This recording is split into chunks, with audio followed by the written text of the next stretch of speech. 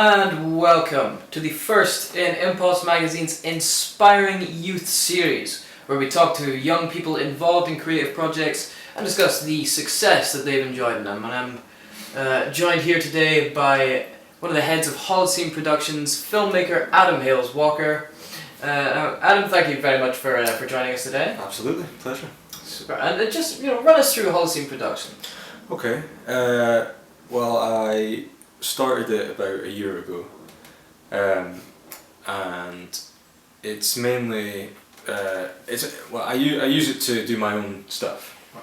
Because for like freelance filmmakers, we get on loads of different jobs, bigger jobs as maybe like a runner or an assistant, kind of smaller positions. So the stuff I want to write, edit, direct myself, I started this production company to make stuff like short films and music videos and corporate videos and stuff like that. So it's really just a vehicle for me to make my own stuff and put it out there. Yeah. Right, okay. So, do you feel that that's giving you more control of your work as opposed to working for a larger production company, to be able to have your own type of world where you can create things in the vision that you have for them? Yeah, it definitely gives me like my own freedom. It's useful because it kind of protects my own work, right. Because it's a registered production company, so it protects it through that, so nobody can kind of steal it or copyright it. Right. And yeah, it's just useful for me to be able to make my own stuff under one name, and I could do like any short film idea I have or any music video, as long as I put it through the production company, then I know it's mine. So it's useful for that, and yeah, it definitely gives you a lot of freedom. It's a tricky industry to work in terms of like making your own stuff and putting it up online. You never know who's gonna take it or what, but if you've got like a production name on there, I think it's safe. Right. Okay. And one of the larger projects of Holocene Production was Around the World in 80 Beers. Yeah. Now just walk us through that. What was the inspiration for that, and what made it come about? Well, it's I think recently in the UK, and I think especially Scotland, the craft beer scene has really exploded. Through Brewdog and other things. Guys like Brewdog and stuff in Aberdeen, they're kind of spearheading it. They're really taking charge, and they're really popular now, like Brewdog. But loads of other breweries as well. They're growing, they're getting bigger, and I thought it'd be good at a time like now to shed some light on that and kind of give them some exposure.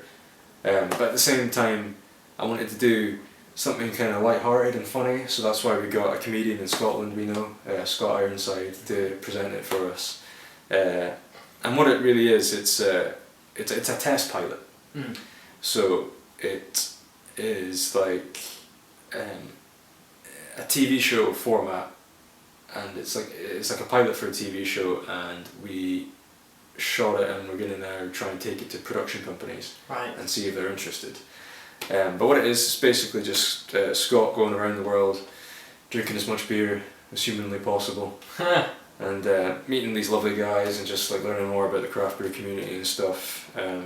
And yeah, we'll see what happens with it, but it's early days yet. Yeah, very good. And you can check out the trailer for Around the World in 80 Beers below this video. But now you went to film school down here in London. I did, yeah. We are not in our Edinburgh base today, we are in fact in London. And you went to film school down here. Why did you decide to go to a film school as opposed to, say, a film and English course? Well, the course that I did was a practical filmmaking course. So I looked at university courses that were like English and film, but I wanted something that was completely hands-on, I was interested in the writing side of it, but not so much the theory side of it. So I wanted something where I could write it, and the next day we'd shoot it, and then the day after that we'd edit it, And that's pretty much what we did at Met Film. So yeah, I think it was a really good course. If you want to work like on films, you want to work on film sets, then you need to actually get involved with filmmaking like as early on as possible. I think the best way to learn something is just by doing it, Right. and just by getting as much experience as you can from the get-go. So I don't think there's any point in sitting around and talking about how you're going to make films. I think the best way is to just go on, and I mean you're going to make a lot of mistakes first, but I think that's the best way to do it, is to just go out there, make a lot of mistakes, so that you know what not to do next time.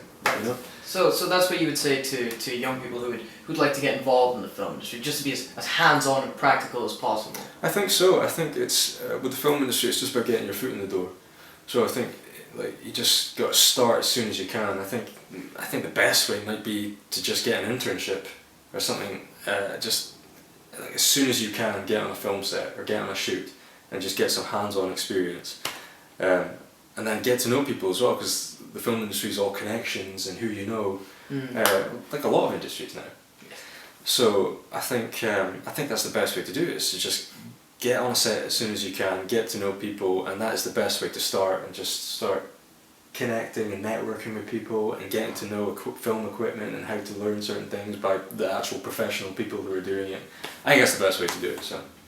And of course, Richard, thank you very much, because we're using some of your filming and recording equipment to shoot this video. Yes, we are. There's a little radio mix as well. Yes. Yeah. Courtesy of Holocene Productions. But all of this equipment it's very costly. It's very expensive to build up this repertoire of equipment. So do you think that's a hindrance to people who want to get into the industry? Just the sheer cost of the equipment that you need to really set up and make professional looking pieces? I think it depends. Depends on what you want to do. I think the natural way to go about it is to just start off working in smaller positions, and then maybe over the years acquire your own equipment and then start to direct or make your own things. I mean, I've been lucky because I've been able to do that in the space of a year with like Around the World in 8 Beers. Like as we've been going, we've just been collecting more and more equipment just because it's been necessary.